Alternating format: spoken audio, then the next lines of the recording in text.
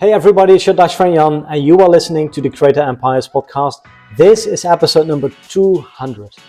200 episodes of talking to people building in the language base. Today I have a special guest. It's Chris from IELTS Advantage. He runs a huge YouTube channel, 4.5 million subscribers. His business is doing millions, well, at least 7 figures in revenue. And Chris is always learning. In fact, he's one of the biggest contributors in our own inner circle community, where community for people building any language education space. Chris is always there, sharing his wisdom, all the lessons that he has learned, and he really sees that as his task as the CEO of his company. He spends 6 figures per year on learning, just learning what's working in online education and language businesses.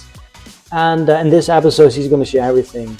He's going to share some of the best lessons that he has learned. So I'll be looking forward to this interview, and I'm happy to share it with you today. Enjoy my interview with Chris Pell. Hey Chris, welcome to the Creator Empires podcast.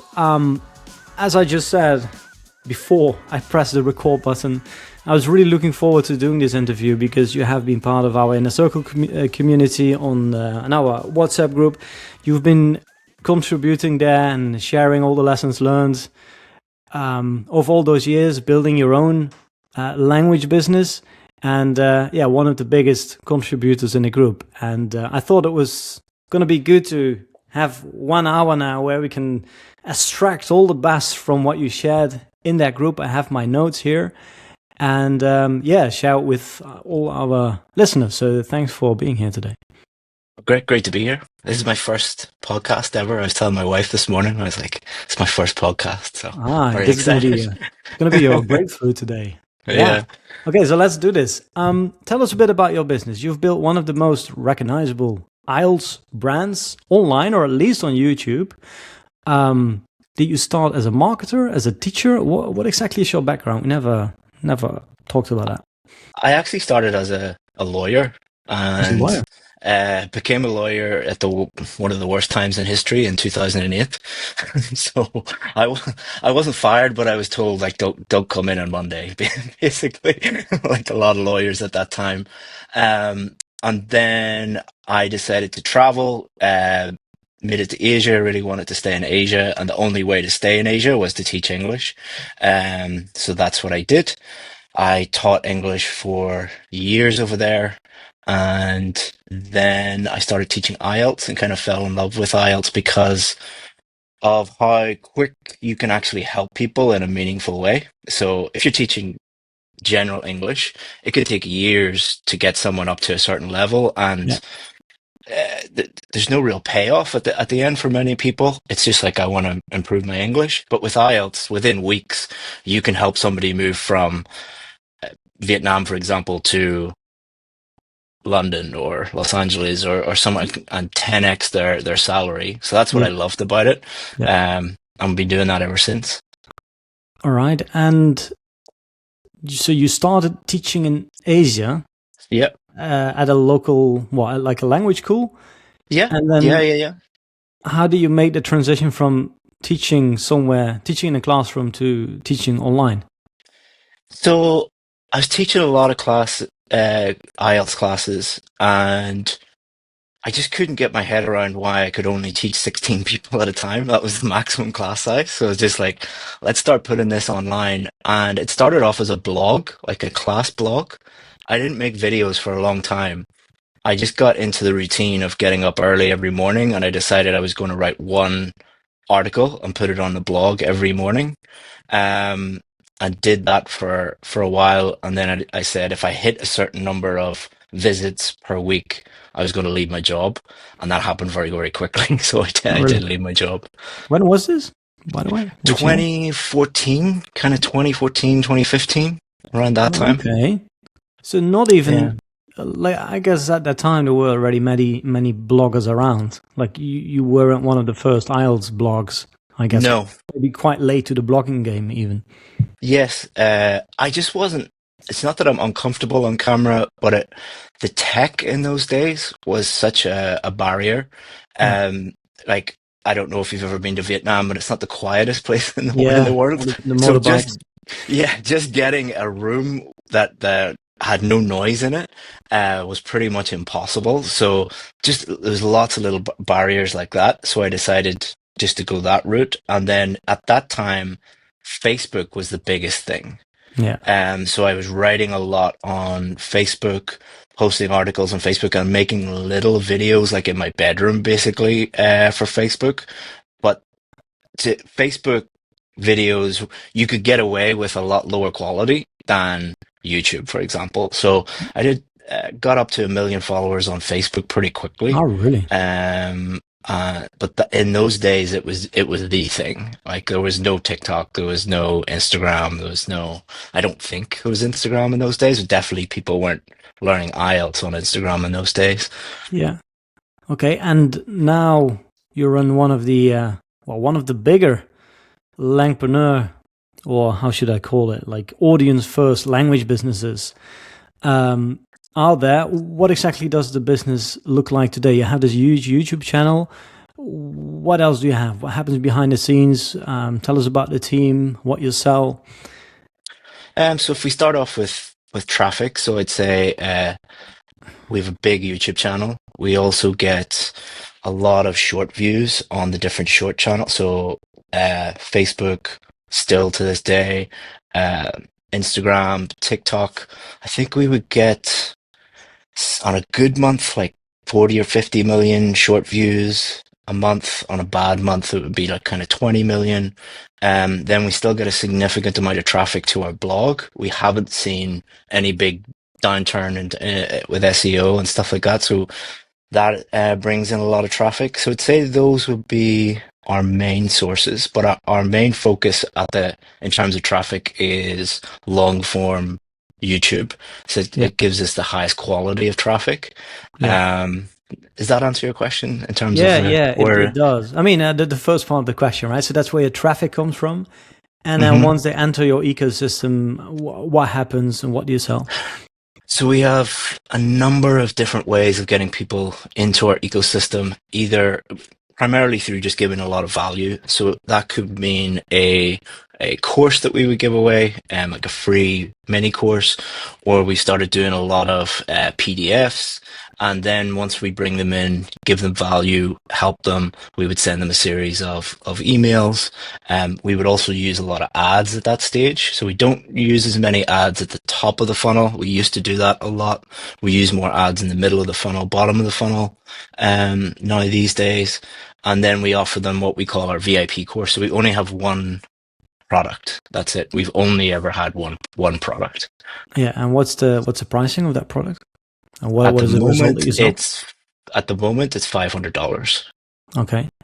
And it helps And people get it's aimed mostly at professionals, so it's yeah. it's doctors, lawyers, engineers, software developers, people like that, who want to move to an English speaking country and they need help with IELTS. So we have a team of teachers, and then we have a team who answer emails all day and kind of deal with stuff in the background, and then we have our YouTube team, which is the biggest like creative team, and then I do everything for marketing. So I'm the only person that does marketing Yeah. and sales and stuff like that. So what about, I think some people, I mean, some of them are just getting started, are exploring with YouTube, and like language teachers who might not be sure whether YouTube can actually be a thriving business. You have a big team. Like when talking about revenue, I'd never ask for specific numbers, but what can you share, like revenue wise? I'm asking because I think it's impressive, and I want the people out there to It's in the seven figures, so it would in be the seven figures, right? So yeah. people who just think like, yeah, it's just a small. Well, I guess a bit. It's just a YouTube channel. How many million subscribers you have nowadays? 4.5 around that. But an important thing to note is that the number of subscribers, the number of followers on different channels is not as important as it once was. Yeah. And it's kind of the thing that when you're talking to lay people who don't know anything about it, it's an impressive thing to say. And it's Yeah. I have all these followers, but these days it's not as important as the actual number of views that you get and the sales that you would make from that. Yeah. So almost 5 million subscribers on YouTube. And then despite the fact that many of your audience are actually not in the States or in, I don't know, in the UK, in country, most of them are actually in countries where people don't have that much spending power because they want to come to the West.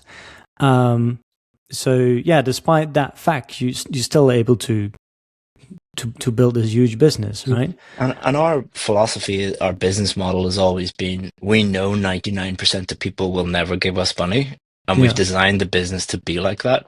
Yeah. But when you have that amount of traffic, it only takes 1% to create a sustainable business.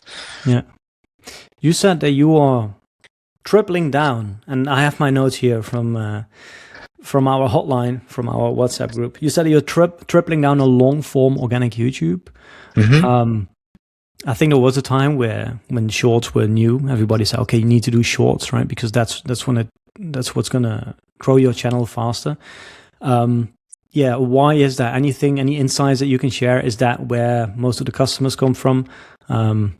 Yeah. So it's just in terms of us tracking sales properly and where the actual sales come from. Like, for example, we might get 50 million views on different short platforms and only 4 million views on long form, but we would make at least 10 to 20x in terms of sales on the long form. I just think the intent is different. So when somebody goes on and watches a long form video, the intent is to learn something and improve themselves. Whereas if you're going on to TikTok, for example, you're just going there to waste time or to be entertained or something like that. So that's one thing. And then the second thing is just the amount of time and the amount of value you can give people, the more likely they are to turn into a customer. So,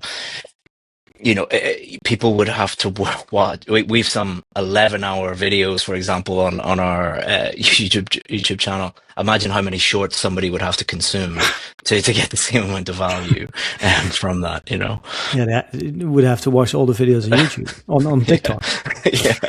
Yeah.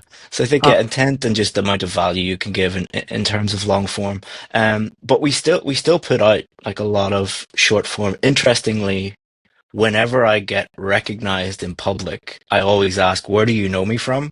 And it's always the short form that they said, oh, I found you there. Oh, really? Yeah. And then when we talk to customers, I always ask the same thing, and they say, YouTube. I search for you on YouTube and I find you there most of the time. So yeah. I remember we went for dinner in London last year, and you asked me, like, from all the businesses that I've seen and that are making money, or from the most profitable Langpreneur businesses that I've seen, which one are making the most of money, like the thing that all have in common. And is that, well, it's simple. They all have a ton of traffic. Right? And it also seems the case for your business. You said, what do you say, between 20 and 60 million short form views per month? On multiple different platforms, yeah. So, what about long form? Just because a UTM link is telling you that the sales are coming directly from long form YouTube, doesn't mean that somebody isn't finding you on TikTok or finding you on Instagram and then finding you on, like, I think they do have value. But if personally I could only have one, it would be long form YouTube. But I don't think that's the move for everybody. Because some people are just not good on camera, for example, or and are way better at writing, or some people are way better at creating still images and writing, stuff for Instagram. I think it's not just what is working at the moment for most people; it's what is working and what can you do very, very well. So, because as I said, like, even if we just had stuck to blogging, we still would have been doing okay. We wouldn't have been as big, but we still would have been doing okay. So would you say you're better at video nowadays than blogging?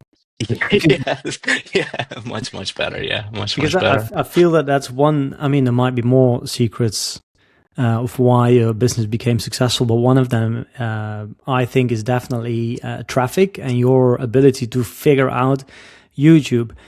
You once wrote an article that you shared in our group, and I think like the hook of the article was something like, we get more views than all of the top 10 of competitors combined, right? Mm. How? That's the question. English is very competitive. Like how? What is your secret sauce behind it? I tried to master YouTube for a long time, and failed miserably at it. Um, and then kind of the pandemic came, and there was this huge explosion in YouTubers teaching languages, teaching IELTS, teaching different tests, and in my opinion, the quality went down a lot. So there were, in the IELTS space, for example, there was a lot of people teaching tricks and hacks and cheats, and talking about predictions and stuff like that were happening in the test, like how to scam the test and cheat the test. So I didn't want to go down that route because that kind of goes against who we are as a company and our principles and everything. But on the other hand, one of the reasons why I was failing at YouTube was I was treating YouTube as a classroom. In other words, teaching in the same way as I would teach in a classroom rather than playing the YouTube game. And I think that if you have to play the YouTube game on YouTube, you have to play the Instagram game on Instagram, you have to play there's no point in going in, and there are teachers that are way better at teaching than me that are on those platforms that are getting a fraction of the views because they're making the same mistake that I made. And I started working with Ed Lawrence, who he ran Film Booth, the YouTube channel Film Booth. And one of the things that he said was, don't give people what you think they need, which is a very teacher-centric way of thinking about it. Like, I'm a teacher, I know more than the students, I'm going to tell them, give them what they want. And so I couldn't go down the route of giving people hacks and and things like that. So I needed to find a way of giving people what they wanted, but then in the video teaching them and helping them improve their score, because at the same time you don't want to become one of those YouTubers that gets a ton of views but you don't actually help anyone. Or for me, not that there's anything wrong with that, if that's your game, you just want to make a bunch of money from ad revenue, but for us it was always, how do we use YouTube as a way of actually helping people improve their scores? And that's a challenge we still wrestle with. But it's I think we're doing okay. But it was just like taking it extremely seriously as well, in that you could have a full-time career just writing titles, and a full-time career just on thumbnails, and just on intros and editing and sound, and like, so there's so much you have to act, and scripting and building the studio and everything. Taking it very, very seriously, instead of just like turning on the camera, making a thumbnail in Canva, throwing it up, and then, because that used to be me, of like, why are my videos not doing well? It's like, because you don't take them as seriously as other people, you know? Yeah. So how much time do you or the company, your team, spend on the packaging, which is the video idea, title, thumbnail, intro, maybe the scripting? Like, how much time do you spend on that versus the actual teaching?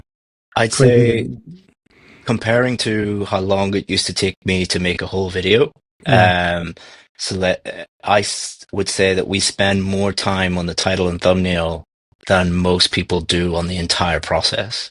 So we would, for one video, I would spend maybe a day just researching different variations of those videos, if it's been done in the past, learning from other videos, and then I would spend at least a day on titles and thumbnails, and then it would take our thumbnail editor another day to make all those thumbnails. We make on average 30 to 50 thumbnails for one video.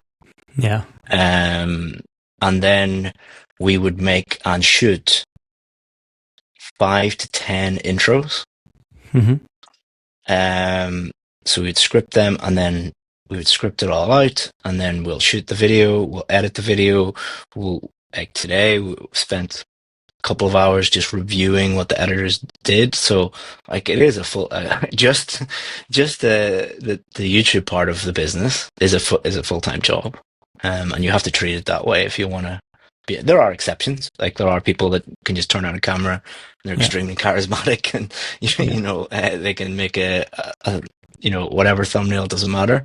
But I think that the people that I know that have done really, really well, it's in correlation with the amount of work that they put in, like most things. Yeah. So to summarize your success on YouTube, then number one, like the first thing you said is you need to give them. I was going to say to sell them what they want and then to give them what they need, right? It's like so to sell. I mean, on YouTube you give everything away for free, but basically, like you need to give them the title of the thumbnail that they want, and then in the actual teaching, you need to do the teaching, or you need to share the things that they need. So I call it the spaghetti bolognese technique. So my kids hate carrots and vegetables and things like that. Yeah. So we will like mince them into a spaghetti. They really love spaghetti bolognese. So we'll like disguise the vegetables in something that they like, and they love it and they eat it. And then we're like, you just add half a carrot. Very similar is like dress it up as something that they want, but then in a very stealthy way, teach them something that they actually need. And that's also good for story as well, because it's like, a very good story is like, you think you need this, and at the end the payoff is, but you really need this. And you didn't realize you needed that. Do you think that the business owner, the langpreneur in this case, has to study YouTube himself? I think you learned, like you learned everything yourself, didn't you? In general, I think that's key, but that might be a reflection of my personality. I think it's in the langpreneur space, it's a problem with the kind of the basic unit economics of the business. It is very difficult to make a ton of money compared to other niches. So if we were teaching marketing or sales, for example, we could make a lot more money than if we were teaching IELTS. So in the marketplace, you are competing with, like, let's say you want a video editor. You are competing against the best YouTubers in the world for that YouTube editor. Therefore, those competitors outside of the niche can pay them a lot more money. And that's the same with ads, it's the same with marketing, it's the same with thumbnails, it's the same with everything. So you're left with a choice. Do you hire someone who's not that good, who's average? There's nothing wrong with being average, but it's not, that's not someone that I want to work with. Or do you learn it yourself and become an expert in it yourself? Because what I always say is, like, you are one weekend away from becoming better than 99% of people at most things in business. Just lock yourself away for a few days and learn that thing, and hire the best people in the world to teach you that thing, and you will become better than 99% of people at that. But again, that's a real reflection of the only reason I'm running the business is to learn new things.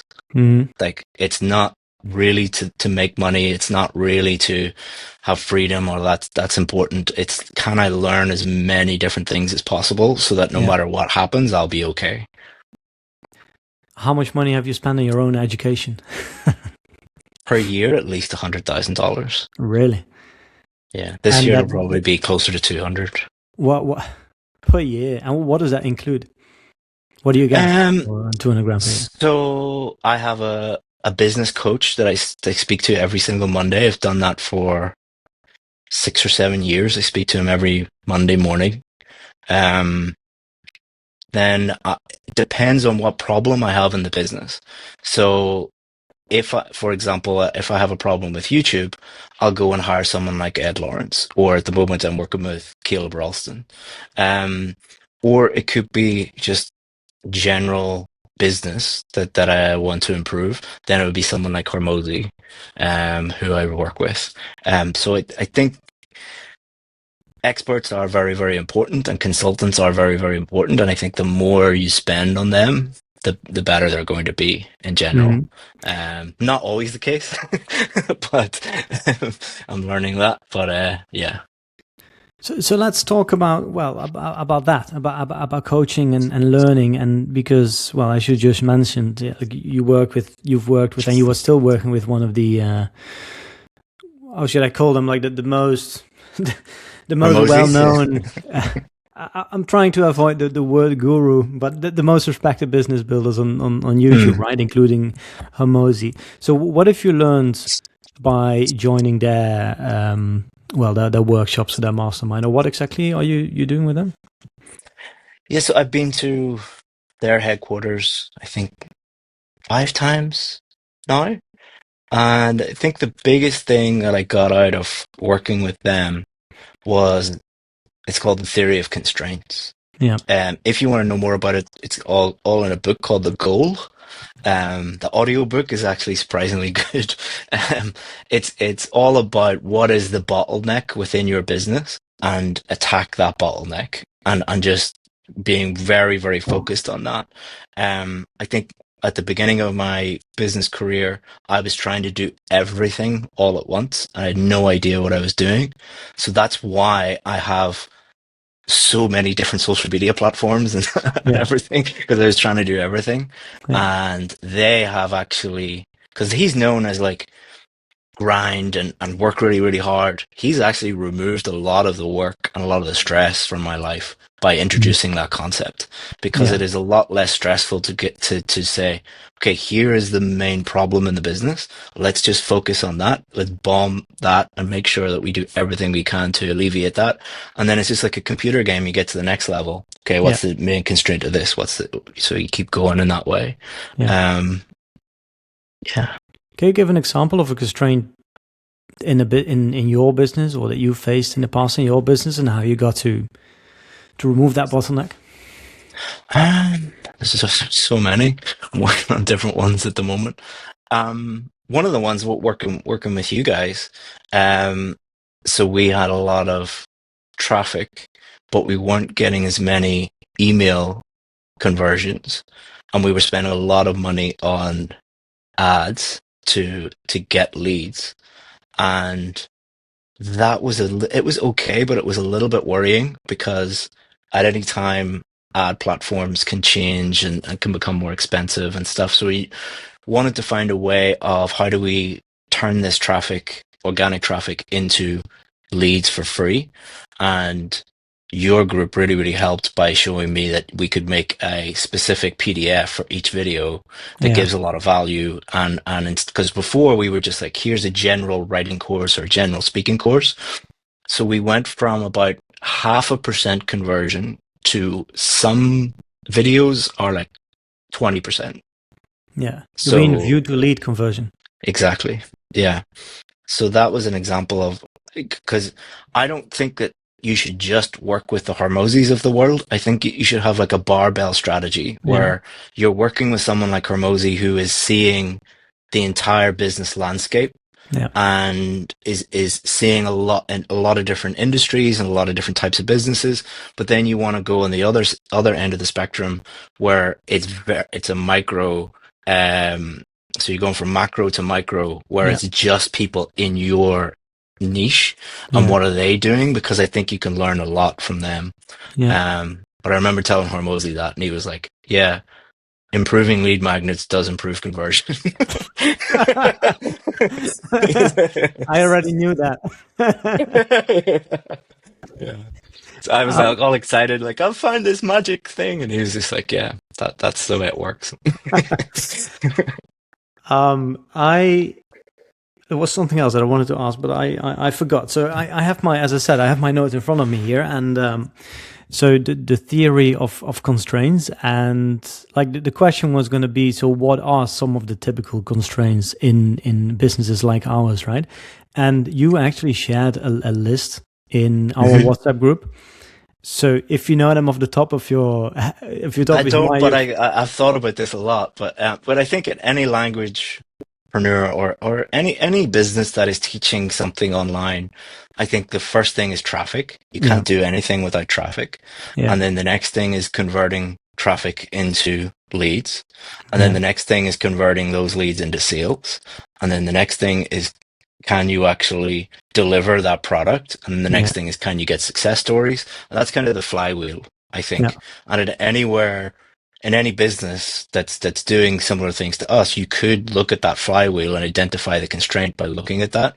Then to go a little bit more granular, it's like you first need to. So I worked a lot with Caleb Ralston, and he's the guy behind Gary Vaynerchuk and Hormozi. He was the guy like behind the camera.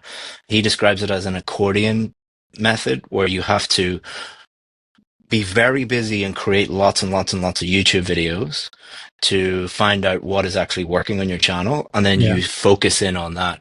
So I think because there's no point in saying to someone, focus in on the main constraint if they're just starting out. You need to first create a lot of stuff and give a lot of value, and then track it. So getting a lot of traffic, but then track what's actually going on. If you're not tracking, that's the main constraint, because you can't manage anything or improve anything without tracking.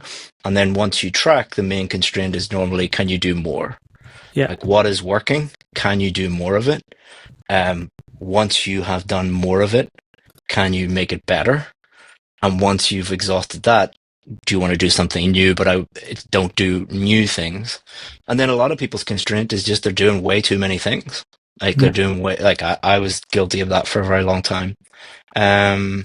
I don't know whether that's the list. I don't have a very good memory, but is that the list? That's more. I mean, you cover most of it. I will read it because I think it's well written. I mean, you wrote it, right? So these are your own words, but I will share them for the listener here. So the first constraint is typically not enough traffic, right? And the way you do that is just by doing more. So I'm reading here. Number one, more. For most of us, we just need to do more of what works. Below $1 million in annual revenue, this is usually the constraint.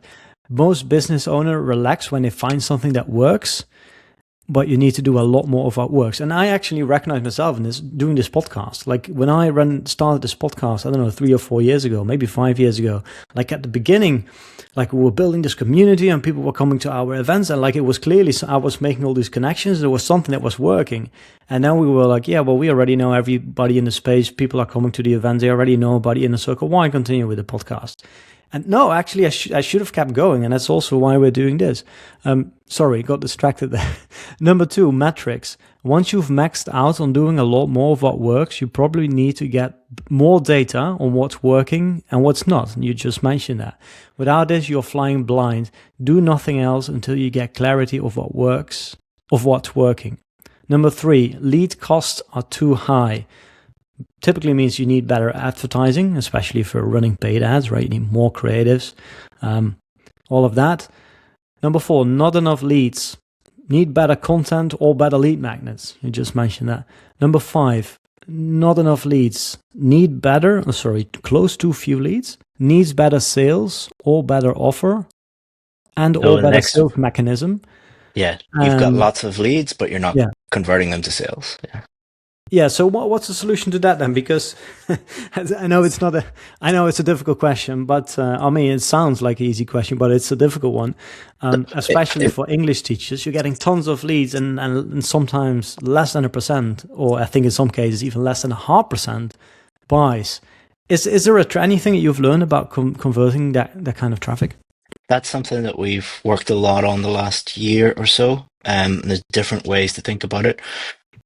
One would be price. Or like, let's say 0.5% of your leads are converting to sale.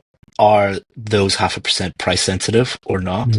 It might be that the 99, and this is especially true with IELTS and language teaching in general, from what I've heard the rest of the group say, the 99.9% of people who don't buy might be that very loud majority of people who are saying you're too expensive, but your avatar is very price insensitive.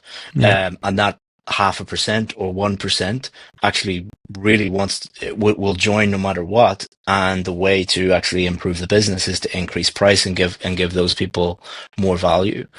Another way to think about it would be, again, tracking, just understanding who the people are that actually buy and don't buy, and then tailoring everything around. Yeah. So your marketing messaging, your ads, your content, aiming it at that person. So getting more of those people, because you're targeting a lot more. And then mechanism. So are you, like, one end of the spectrum? All you're doing is just getting a lead in and sending a bunch of emails? That's fine. But then I suppose the next step would be video courses. Like, that's more effort, but probably will lead to higher conversions because You people are mean spending more. free mini Yeah, course? free Yeah. mini courses. And then the next one would be live webinars. Again, more effort, but probably higher conversion. And then the next one would be multi-day live events. So instead of a webinar that lasts 2 hours, it's like a 3 or 4 day event. Yeah. And then you could go all the way down to, like, providing very detailed diagnostics, which requires a lot of work, but has a very, very high conversion rate. So it's like, where are you? Again, it's not where you want to be on that spectrum. Depends on how big your team is, how much you want to work, like, how skilled you are at those different things, because there's a learning curve to each of them, how much effort you want to put in. Yeah. So don't listen and just jump into those things, because Mm. what works for me might not work for other people. Yeah, the lowest hanging fruit is probably just having an email sequence, right? Especially now with AI, can really help you write a good email sequence. It might not be the mechanic. We call it mechanics. The mechanism might not be the mechanism that converts highest, but it's the lowest hanging fruit. So how are you? How bullish are you on the other ones then? Like, do you think everybody should experiment giving away mini courses or video sales letter or webinars? Like, what do you feel is working for education businesses? It totally depends on how much work you want to put in, and what you're comfortable doing. It's like, I've run 4 day live events. That is not for the faint of heart. Like, I've had 100,000 people sign up for those things, and it requires an entire team, and it's extremely tiring, but you will make a ton of money from those. I think the natural progression is kind of go from email, like, make sure your email is actually working properly first, because that's the lowest hanging fruit, as you said. Then the system that we used for a long time was, we would create a live event. We would invite everybody there, and then we would convert that live event into a evergreen free course. And we just did that every quarter for years, and now we have, like, a suite of free courses. We haven't done that recently because since we started working with Hormozi, they've given us a lot of other things to do, and we just don't have time to do those anymore. But yeah, so. What's your take on AI? Big topic. I ask everybody now who comes onto the podcast. I mean, we know that the AI is making a big impact on language learning. We're not there yet. Is that something that we should be afraid of? Is it something that you're using? Any thoughts you want to say? The first thing I would say is, like, it doesn't matter how good your AI is if you don't have an audience. Like, if you don't have distribution. I know there are some people out there that have made fantastic AI products, and they contact us every day because they want access to our audience. I would rather have a very big audience and no AI than have cutting edge AI. But especially for IELTS, it just simply doesn't work. And because IELTS is so high stake, if you get one thing wrong, you can lead to someone failing their test, and that literally ruins their life. So I think it's different for general language learning, but that's the case that we see with IELTS. But with this is going to sound really, really harsh, but because I've been doing this so long, every couple of years, something pops up where people get their knickers in a twist about it. And it's like, this is just the latest excuse that you can point to of why you're not doing very well for a lot of people. That sounds really, really harsh, but that's what I would wish someone would say to me if I was running around, because I have done that in the past, where it's like people were really into SEO 12 years ago, 14 years ago, and then it was like, oh, Facebook is coming, it's going to ruin that. And then people jumped onto Facebook, and then it was like TikTok and Instagram are coming, let's do that. And then it was YouTube, and now it's AI, and it's like, it's a tool that you can use. It's a very, very useful tool, but it doesn't replace actually doing the work and doing the things that we've talked about, like getting traffic, giving those people value, giving them enough value to give you your email address, helping them, nurturing them, giving them the course, actually getting them the result that they paid for. AI is not going to change that at the moment, I don't think. And I've also not spoken to anyone who has a massive course business that says my course business is ruined. Yeah. But I've spoken to a lot of people who are selling alternatives to course businesses that are telling everybody that course businesses are over. It's normally when you dig under the surface, like those people are selling something else, or they don't know what they're talking about. So in your opinion, people are still buying language courses as much as before? Very much so. And I think we're in a little bubble because we're talking to each other all the time. Like if you actually talk to real people, a lot of them are incredibly skeptical about AI, like about learning with AI. And they're just like, no, I don't want to. Some people just like people. And I was talking to my wife about this, and she was saying, a lot of my family are doctors. And we were talking about this, and they're saying, okay, the AI in the future might be able to look at thousands of scans and identify a problem, but you don't want to get an email saying you have cancer.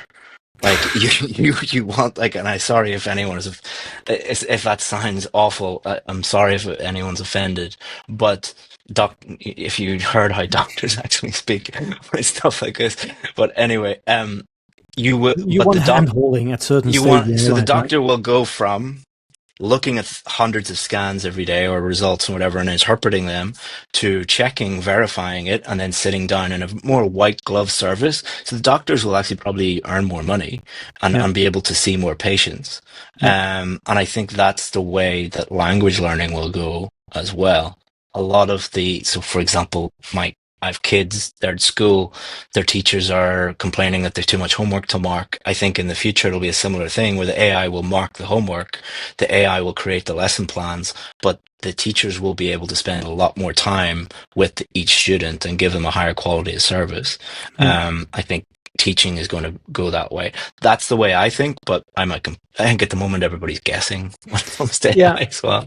I guess the thing that AI can't offer is trust, right? I mean, this week actually, I had to do lots of legal work, lots of paperwork for one of the businesses that we run. Very complex.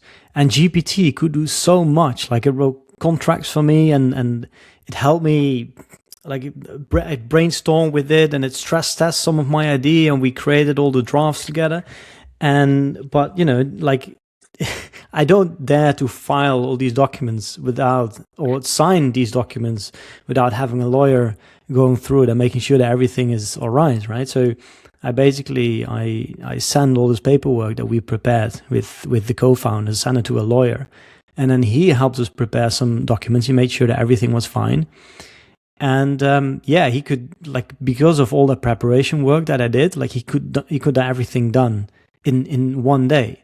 So yes, AI did help a lot, but in the end, we still want a human being.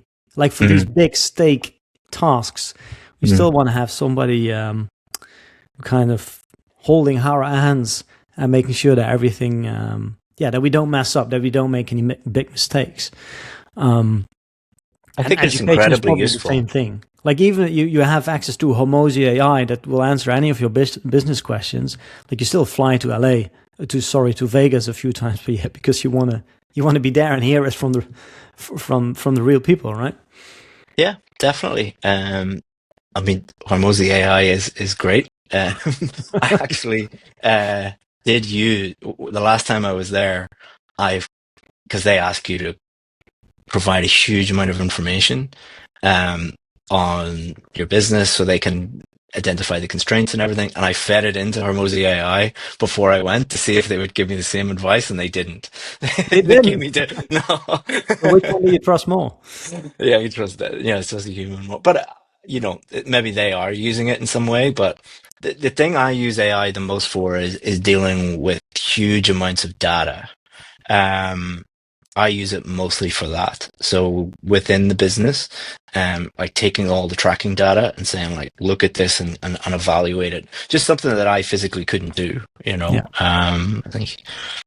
What about like scripting, for example, or any other use cases you or the team uses it for? Video idea research?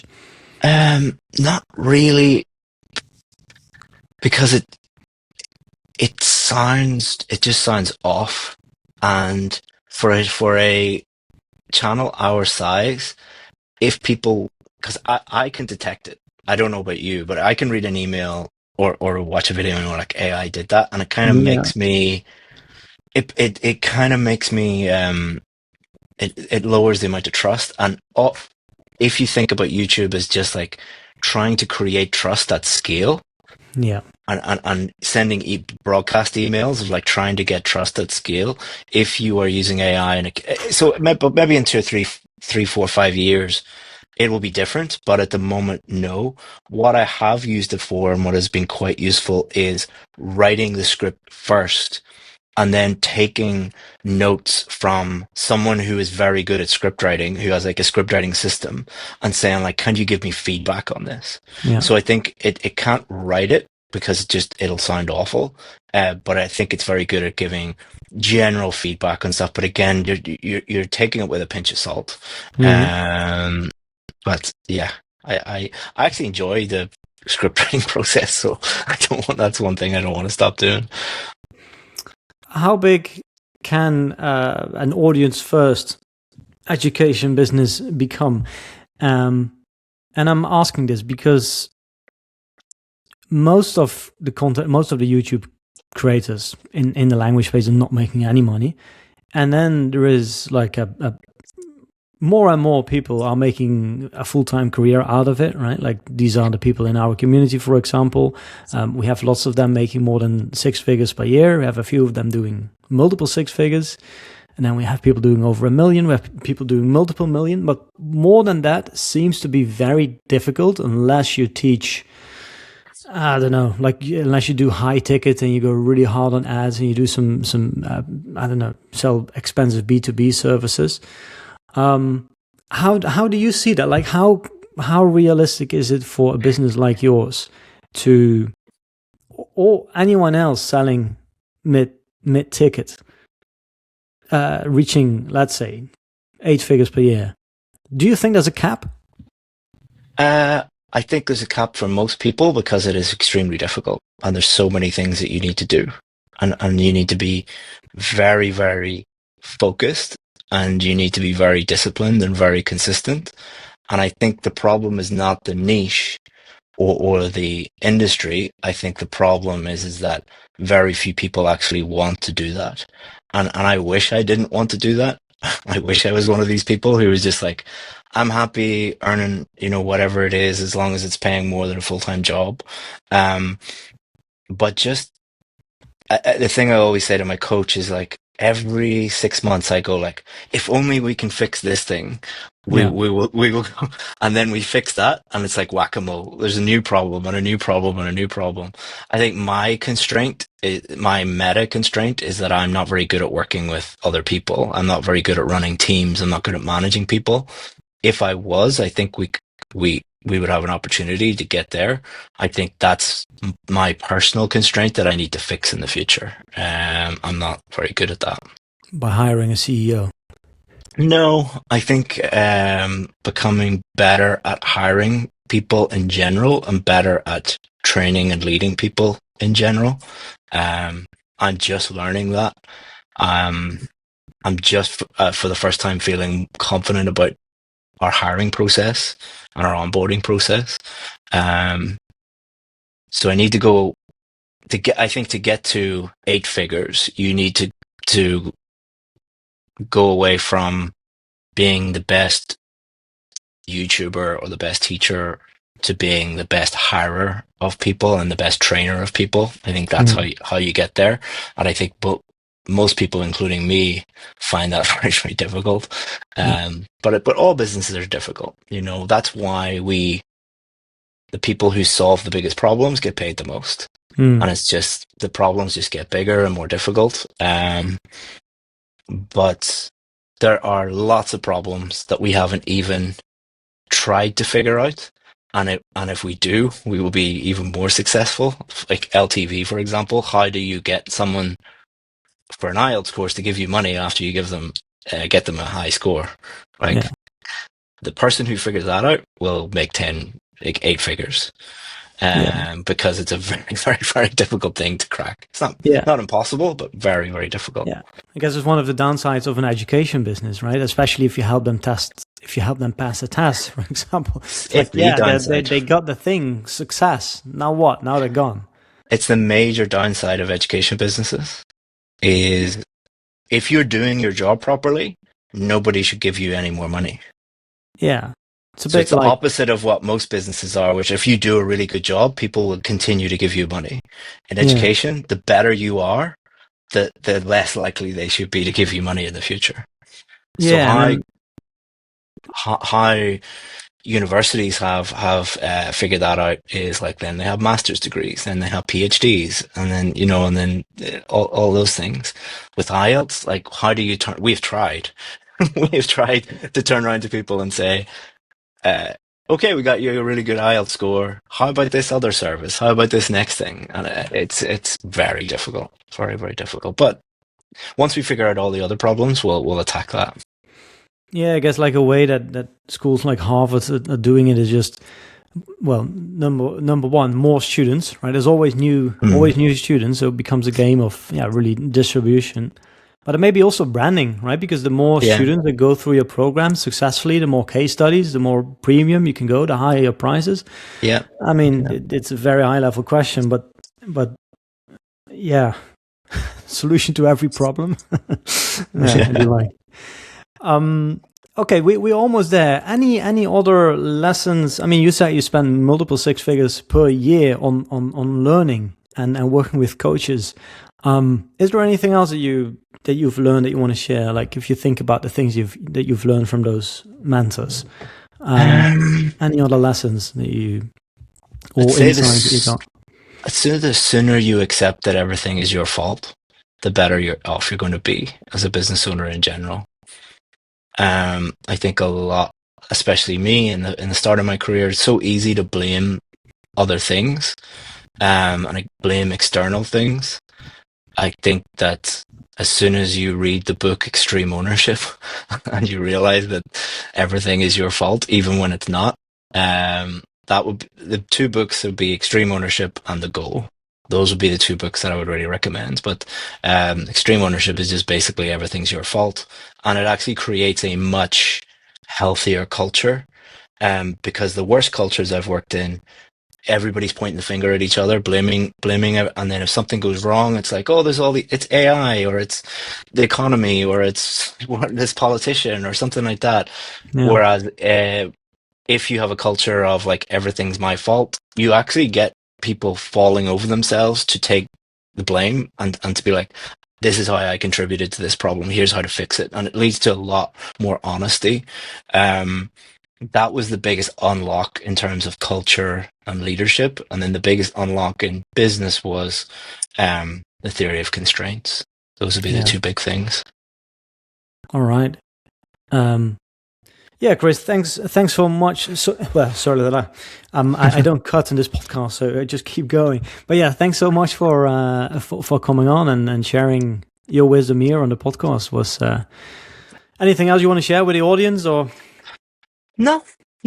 Happy to join Jan's group, and the more the merrier.